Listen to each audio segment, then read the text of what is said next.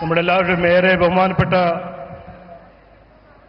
India രാജ്യത്തിന്റെ 140 കോടി ജനങ്ങളെ പ്രധാന സേവകൻ ആയ നമ്മുടെ പ്രധാനമന്ത്രി നരേന്ദ്രമോദിജിയെ ഞാൻ എല്ലാവരുടെ പേരിൽ സ്വാഗതം ചെയ്യുന്നു.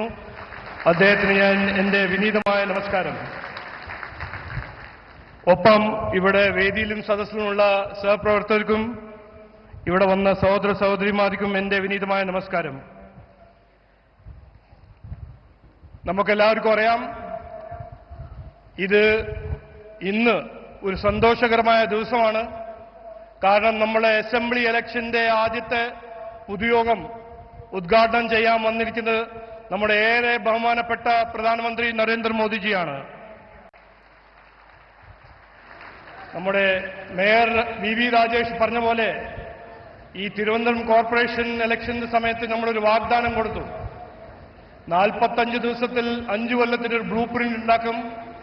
തിരുവനന്തപുരം കോർപ്പറേഷന് പിന്തുണ കൊടുക്കാൻ നമ്മുടെ നരേന്ദ്രമോദിജി ഇവിടെ വരും. ആ വാഗ്ദാനം ഇന്ന് പാലിച്ചു നമ്മുടെ ഏറെ ബഹുമാനപ്പെട്ട പ്രധാനമന്ത്രി നരേന്ദ്രമോദിജി. വരാൻ പോകുന്ന അസംബ്ലി ഇലക്ഷനെ കുറിച്ച് 2 വാക്ക് പറയാൻ ആഗ്രഹിക്കുന്നു. ഇത് നിർണായകമായ ഒരു ഇലക്ഷനാണ്. നാടിന്റെ ഭാവി, കുട്ടികളുടെ ഭാവി, മലയാളികളുടെ ഭാവി, പുതിയ തലമുറയുടെ ഭാവി തീരുമാനിക്കേണ്ടത് ഇലക്ഷനാണ്. ഈ ഇലക്ഷനെ കുറിച്ച് ചർച്ച ചെയ്യുമ്പോൾ നമുക്ക് കുറച്ച് കാര്യങ്ങൾ ആലോചിക്കണം. ഇവിടെ LDFും കോൺഗ്രസും മാറി മാറി ഭരിച്ച് നാടിന്റെ അവസ്ഥ എന്താക്കി? ഇന്ന് ഈ നാട് രാജ്യത്തെ ഏറ്റവും കൂടുതൽ തൊഴിലില്ലായ്മയുടെ നാടാണ്. ഏറ്റവും കൂടുതൽ വിലക്കയറ്റം. എന്തുകൊണ്ട്? CPM കോൺഗ്രസിന്റെ ഭരണത്തിന്റെ ഫലമാണത്. ഇന്ന് ഭീകരമായ അഴിമതിയാണ് ഈ നാട്ടിൽ കാണുന്നത്. കോൺഗ്രസിന്റെ സമയത്തും CPMന്റെ സമയത്തും നടക്കുന്ന അഴിമതി, ശബരിമല കൊള്ളയം അതിന്റെ ഉദാഹരണമാണ്. നമുക്ക് ചോദിക്കണം, ആലോചിക്കണം, എന്തുകൊണ്ട് ശബരിമല കൊള്ള ചെയ്ത ആ ദല്ലാൽ സോണിയാഗാന്ധിയെ പോയി കാണുന്നു? എന്തുകൊണ്ട് ശബരിമല കൊള്ള ചെയ്ത ദല്ലാൽ CPMന്റെ മുഖ്യമന്ത്രിയെ കാണുന്നു? എന്തുകൊണ്ട് ഉപഹാരം കൊടുക്കുന്നു കോൺഗ്രസ് MPമാർക്ക്? ഇത് ചോദിക്കേണ്ട ഒരു ചോദ്യമാണ്. ഈ ഇലക്ഷൻ സമയത്ത് ഇത് ആലോചിക്കേണ്ട ഒരു ഇഷ്യൂ ആണ്. പിന്നെ മറ്റൊരു കാര്യം ആലോചിക്കണം, ചിന്തിക്കണം, ഇതിനെക്കുറിച്ച് ചർച്ച ചെയ്യണം. എന്തുകൊണ്ട് ഈ നാട്ടിൽ ജമാഅത്തെ ഇസ്ലാമി, SDPI, കോൺഗ്രസിന്റെയും CPMന്റെ പിന്തുണയുണ്ട് ഇവിടെ വളർന്നത്? ഇത് നാടിന് നല്ലതാണോ? ഇത് ചിന്തിക്കണം, ആലോചിക്കണം. 10 കൊല്ലം CPM ഭരിച്ചു, അതിന് മുമ്പ് കോൺഗ്രസ് ഭരിച്ചു. 10 കൊല്ലം രാജ്യത്തിന് ഭരിച്ച കോൺഗ്രസ് പാർട്ടി നാടിനെ നശിപ്പിച്ചു, രാജ്യത്തിനെ നശിപ്പിച്ചു. എന്നിട്ട് 2014 ജനങ്ങൾ നരേന്ദ്രമോദിജിക്ക് ഒരു മാൻഡേറ്റ് കൊടുത്ത് 5ാം ദുർബലമായ ഇക്കോണമിയെ ഇന്ന് നരേന്ദ്രമോദിജിന്റെ പരിശ്രമവും നിരാന്ത പരിശ്രമവും അദ്ദേഹത്തിന്റെ കാഴ്ചപ്പാടിന്റെ കാരണം ഇന്ന് ഇന്ത്യ 4ാമത്തെ ഇക്കോണമിയായി മാറി. ഇതാണ് പോളിറ്റിക്സ് ഓഫ് പെർഫോമൻസ്. ഇതാണ് നരേന്ദ്രമോദിജിന്റെ ഭരണം. ഇതാണ് NDAന്റെ ഭരണം. ഇനി വരാൻ പോകുന്ന അസംബ്ലി ഇലക്ഷനിൽ നമ്മൾ തീരുമാനിക്കണം, നമ്മളുടെ ഭാവി എന്താണ്. നമുക്ക് വേണം വികസിത കേരളം. നമ്മളെ കുട്ടികൾക്ക് തൊഴിൽ കിട്ടണം, നമ്മൾ കുട്ടികൾക്ക് അവസരങ്ങൾ സൃഷ്ടിക്കണം. നമ്മളെ ഇക്കോണമിയെ നന്നായി മാറ്റി കടത്തിന്റെ ഇക്കോണമിയല്ല, വളർച്ചയുടെ ഇക്കോണമിയായി മാറ്റണം. നമുക്ക് വേണം വികസിത കേരളം. നമുക്ക് വേണം വിശ്വാസ സംരക്ഷണം. ഇവിടെ വിശ്വാസികളെ സംരക്ഷിക്കാൻ NDAക്ക് മാത്രമേ കഴിയുള്ളൂ. വിശ്വാസികളുടെ അമ്പലങ്ങളും പള്ളികളും സംരക്ഷിക്കാൻ NDAക്ക് മാത്രമേ കഴിയുള്ളൂ. നമുക്ക് ഇവിടെ നമ്മുടെ നാട്ടിൽ ജമാഅത്തിന്റെ രാഷ്ട്രീയവും SDPIന്റെ രാഷ്ട്രീയവും അവർക്ക് പിന്തുണ കൊടുക്കുന്ന കോൺഗ്രസും മുസ്ലിം ലീഗിന്റെ CPMന്റെ രാഷ്ട്രീയം ഇനി ആവശ്യമില്ല. നമുക്ക് വേണ്ടത് ഒരു നല്ല ഭാവി, ഒരു പുതിയ ഭാവി, ഒരു വികസിത കേരളത്തിന്റെ ഭാവി. അതിനുവേണ്ടി ഈ ഇലക്ഷനിൽ NDA ജയിക്കും, NDAനെ ജനങ്ങൾ ജയിപ്പിക്കും, നമ്മളൊരു വികസിത കേരളം സൃഷ്ടിക്കും. അതാണ് ഞങ്ങളുടെ സങ്കല്പം. പറയൂ, നമുക്ക് വേണം വികസിത കേരളം, നമുക്ക് വേണം സുരക്ഷിത കേരളം, നമുക്ക് വേണം വിശ്വാസ സംരക്ഷണം. ഇത് പറഞ്ഞ് വാക്ക് ചുരുക്കുന്നു. എല്ലാവർക്കും നമസ്കാരം, നന്ദി. ഭാരത് മാതാ കി, ഭാരത് മാതാ കി, ഭാരത് മാതാ കി.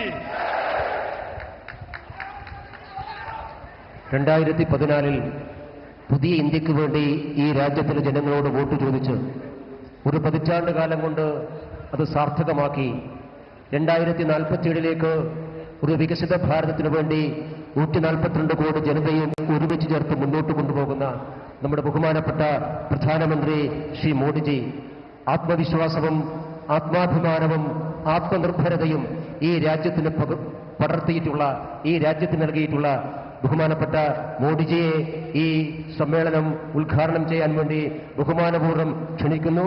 I respectfully request our Honorable Prime Minister, Shri World Leader, Shri Narendra Modi ji, to kindly inaugurate this great event.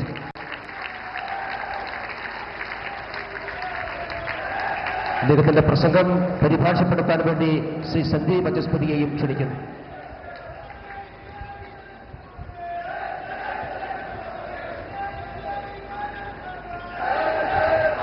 नमस्कारम Thiruvananthapuram.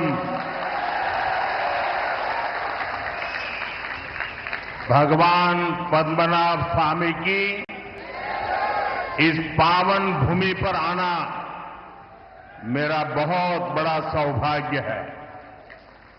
मैं संत श्री नारायण गुरु जी के ज्ञान, महात्मा अयंकली के मार्गदर्शन और मन्नथु पद्मनाभन जी के निस्वार्थ सेवा भाव का भी वंदन करता हूं। आज वसंत पंचमी सरस्वती पूजा का पावन पर्व भी है। ये महामाघ महोत्सवम उसका भी समय है।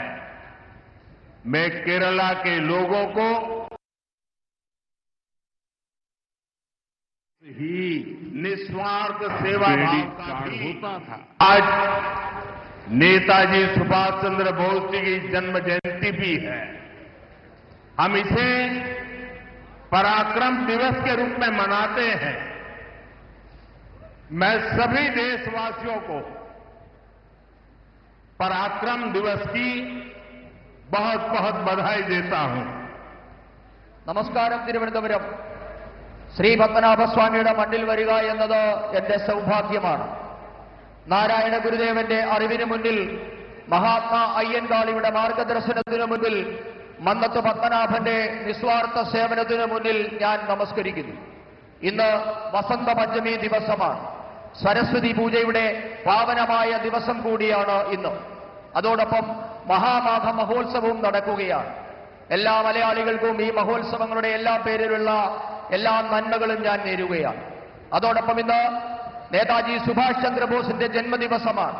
ഇന്ന് രാജ്യം അദ്ദേഹത്തിന്റെ ജന്മദിന ദിവസത്തെ പരാക്രമ ദിവസം എന്ന പേരിലാണ് ആഘോഷിക്കുന്നത്. രാജ്യത്തെ എല്ലാവർക്കും നേതാജിയുടെ ജന്മദിനമായ പരാക്രമ ദിവസത്തിന്റെ ആശംസകളും ഞാൻ നേരുകയാണ്. मुझे लगता है कोई इफेक्ट आ रही है। जो माइक वाले हैं जरा उसको ठीक करें। माइक ये संगीत पार्टी में तो इको इफेक्ट चाहिए, यहां क्या जरूरत है? समझाइए इनको। പറയുന്ന പരിഭാഷപ്പെടുത്തുന്നത് വളരെ ഇഫക്റ്റീവ് ആയിട്ട് കേൾക്കുന്നില്ല, നല്ല രീതിയിൽ കേൾക്കുന്നില്ല. മൈക്ക് ഒന്ന് അഡ്ജസ്റ്റ് ചെയ്യാനാണ്.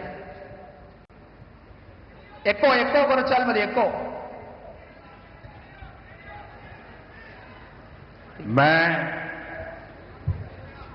मेरा भाषण കൂടുതൽ വാർത്തകൾക്ക് news 18 Keralam YouTube channel subscribe ചെയ്യുക.